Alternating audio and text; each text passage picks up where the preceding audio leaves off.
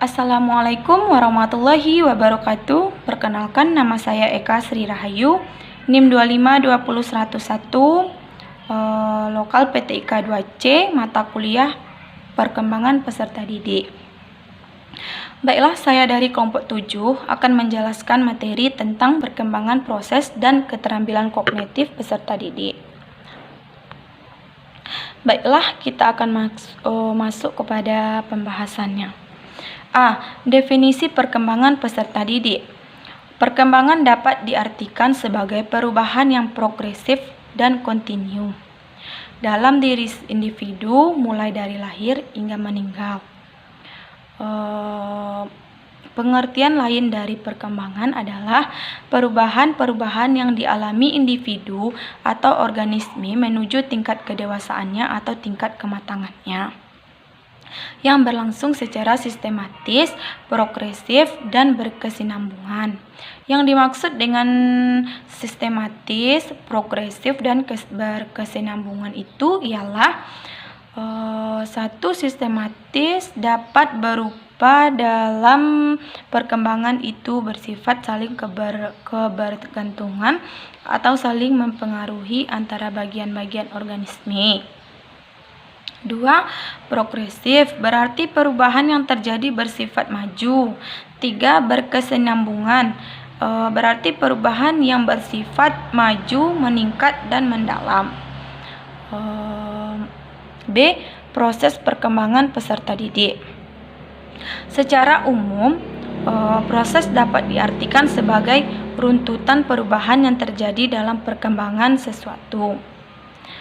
Secara global, seluruh proses perkembangan individu sampai menjadi person atau dirinya sendiri berlangsung dalam 3 tahap. Yang pertama, tahap proses konsepsi, yaitu pertumbuhan sel ovum ibu oleh sperma ayah. 2. Tahap proses kelahiran, yaitu saat bayi dari rahim ibu ke dalam dunia bebas. 3. Tahap proses perkembangan individu bayi tersebut menjadi seorang pribadi yang khas. C. Faktor-faktor yang mempengaruhi perkembangan peserta didik. Ada 2 macam faktor. Yang pertama, faktor-faktor yang berasal dari dalam berupa bakat atau pembawaan. Anak dilahirkan dengan membawa bakat-bakat tertentu. Bakat ini dapat diumpamakan sebagai bibit yang dalam anak tersebut. 2. Sifat-sifat keturunan. Sifat-sifat keturunan ini dapat dari orang tua atau nenek moyangnya berupa fisik atau mental. C. Dorongan dan insting. Dorongan adalah suatu keyakinan yang mendorong untuk melakukan sesuatu atau bertindak pada saatnya. Sedangkan insting atau naluri yaitu seluruh sifat yang dapat menimbulkan perbuatan. 2. Faktor yang berasal dari luar individu yaitu makanan mempengaruhi perkembangan individu. Hal ini terutama pada tahun-tahun kehidupan anak. B. Iklim, sifat-sifat iklim, alam dan udara mempengaruhi sifat-sifat individu dan jiwa bangsa yang berada pada iklim tersebut. C. Kebudayaan atau lingkungan. Latar belakang budaya desa, keadaan jiwanya masih murni, masih yakin akan kebesaran dan kekuasaan Tuhan. D. Ekonomi. Orang tua yang ekonominya lemah sering kurang memperhatikan kebutuhan anaknya. Sedangkan orang tua yang ekonominya kuat lebih cenderung untuk memperhatikan kebutuhan anaknya. E. Kedudukan anak dalam keluarga. Bila anak itu merupakan anak tunggal, biasanya perhatian orang tuanya seluruhnya tercurahkan pada anak tersebut, sehingga anak tersebut mempunyai sifat manja, menarik perhatian dengan cara kekanak-kanakannya tersebut. D. Tugas perkembangan fase peserta didik. 1. Tugas-tugas perkembangan fase bayi dan anak-anak. Yaitu ada beberapa macam. Yang pertama, yang A. Belajar berjalan pada usia sekitar 1 tahun. B. Belajar mengambil makanan. C. Belajar berbicara. D. Belajar mengontrol cara-cara buang air. E. Belajar mengetahui jenis kelamin. F. Menguasai stabilitas jasmania. G. Belajar hubungan sosial yang baik dengan orang tua. Dan yang terakhir H. Belajar membedakan mana yang baik dan tidak baik, serta mengembangkan hati nurani sesuai dengan kemampuannya. Baiklah, cuman itu yang dapat saya sampaikan. Materi selanjutnya akan disampaikan oleh teman saya. Dan saya sudahi dengan wassalamualaikum warahmatullahi wabarakatuh. Assalamualaikum warahmatullahi wabarakatuh. Nama saya Farida dengan nomor NIM 2520114. Baiklah, saya akan melanjutkan penjelasan dari saudari Eka Sri Rahayu, yaitu tentang tugas-tugas perkembangan masa remaja. Yang pertama, mampu menjalin hubungan yang lebih matang dengan sebaya dan jenis kelamin lain. Yang kedua, mampu melakukan peran-peran sosial sebagai laki-laki dan wanita. Dan yang ketiga, menerima kondisi jasmanianya dan dapat menggunakannya secara efektif.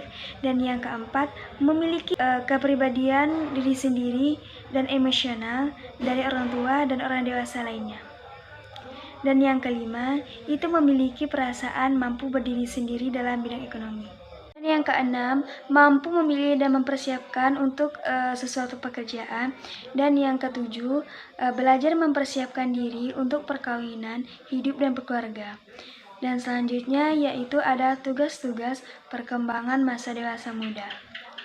Yang pertama yaitu memilih pasangan hidup, dan yang kedua belajar hidup bersama pasangan hidup, dan yang ketiga memulai hidup berkeluarga, dan yang keempat memelihara dan mendidik anak, dan yang kelima itu mengelola rumah tangga. Dan selanjutnya ada tugas-tugas perkembangan masa dewasa. Yang pertama itu memiliki tanggung jawab sosial dan kenegaraan sebagai orang dewasa. Dan yang kedua, mengembangkan dan memelihara standar kehidupan ekonomi. Dan yang ketiga, membimbing anak remaja agar menjadi orang dewasa yang bertanggung jawab dan berbahagia. Dan yang keempat, mengembangkan kegiatan-kegiatan waktu senggang sebagai orang dewasa. Dan selanjutnya tugas-tugas perkembangan pada masa usia lanjut adalah yang pertama, menyesuaikan diri dengan kondisi fisik dan kesehatan yang makin menurun. Dan yang kedua, menyesuaikan diri dengan situasi pensiun dan penghasilan yang semakin berkurang. Dan yang ketiga, menyesuaikan diri dengan kematian dari pasangan hidup. Dan yang keempat, membina hubungan dengan sesama usia lanjut. Dan yang ketujuh, memenuhi kewajiban-kewajiban sosial dan kenegaraan. Dan yang kedelapan, memelihara kondisi dan kesehatan. Dan yang kesembilan, kesiapan menghadapi kematian. Dan pembahasan selanjutnya adalah perkembangan ekonomi. Emosi adalah perpaduan dari beberapa perasaan yang merupakan pengalaman subjektif yang bisa dilihat dari ekspresi wajah dan tubuh kita. Seperti contoh itu perceraian. Perceraian adalah hal negatif yang sebaiknya itu dihindari agar emosi kita sebagai anak tidak terdampak bagi perkembangan kita. Adapun dampak pandangan keluarga broken home terhadap perkembangan emosi remaja, menurut Wilson Wadea adalah perceraian orang tua itu membuat temperamen anak terpengaruh. Pengaruh yang secara jelas dalam perkembangan emosi itu membuat anak menjadi pemurung, pemalas, pokoknya menjadi orang yang agresif. Dan selanjutnya itu perkembangan sosial remaja. Sedangkan Wilson Wadeh menyatakan bahwa anak sulit menyesuaikan diri dengan lingkungan. Anak yang dibesarkan dari keluarga pincang itu cenderung akan sulit menyesuaikan diri dengan lingkungan. Kesulitan itu datang secara alamiah dari anak tersebut. Dan yang ketiga itu ada perkembangan kepribadian. Perceraian ternyata itu memberikan dampak yang kurang baik terhadap perkembangan kepribadian remaja. Menurut Rizky dan Halor, yaitu bahwa remaja dan orang tuanya bercerai itu cenderung menunjukkan ciri-ciri seperti berperilaku nakal, mengalami depresi, melakukan hubungan seksual secara aktif, dan yang keempat kecenderungan terhadap obat-obat yang terlarang. Mungkin itu saja yang dapat saya jelaskan. Lebih dan kurangnya saya mohon maaf. Saya akhiri. Wassalamualaikum warahmatullahi